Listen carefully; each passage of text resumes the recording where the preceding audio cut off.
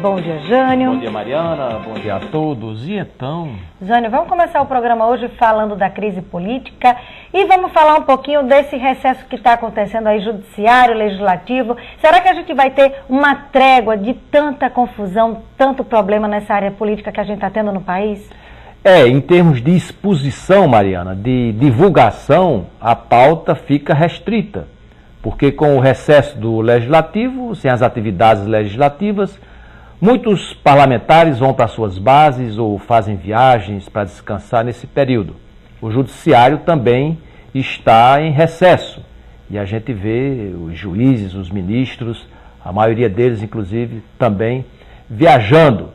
Mas o executivo, e mais especificamente o Palácio do Planalto, tem que trabalhar dobrado, porque aquela decisão a respeito do processo, da admissibilidade do processo contra o presidente Temer, não encerrou. Foi adiado para o início de agosto. E ele vai ter esse período aí, de pouco mais de 15 dias, para articular com as bases a votação no plenário, de modo a conseguir derrubar no plenário a continuidade do processo.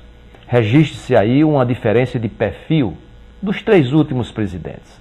Lula, a gente sabe o histórico dele, a experiência dele, e como foi o governo para ter apoio da base aliada, que resultou no mensalão.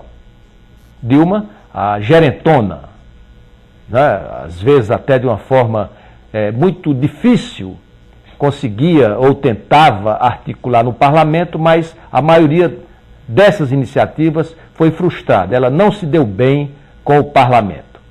E agora, um novo perfil, o presidente Temer, historicamente, um parlamentar.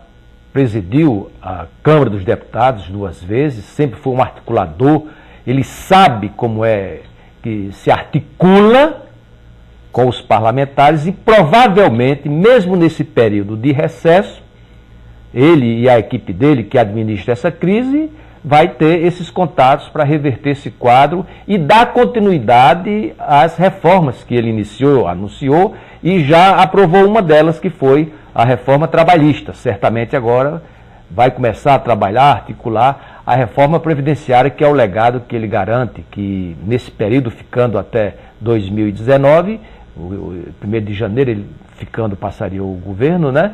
Ele quer deixar um legado nesse aspecto de reformas, daí não se preocupar com a opinião pública, porque não vai ser candidato.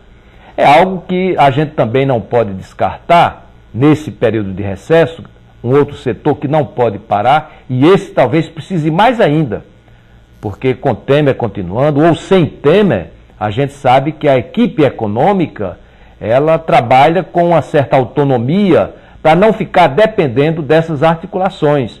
E é essa autonomia que está fazendo com que o ministro Meirelles comece a apontar uma perspectiva mais positiva de recuperação do emprego, de estabilização da inflação e até de queda da inflação, de tirar o país da recessão, que é isso tudo que a população quer.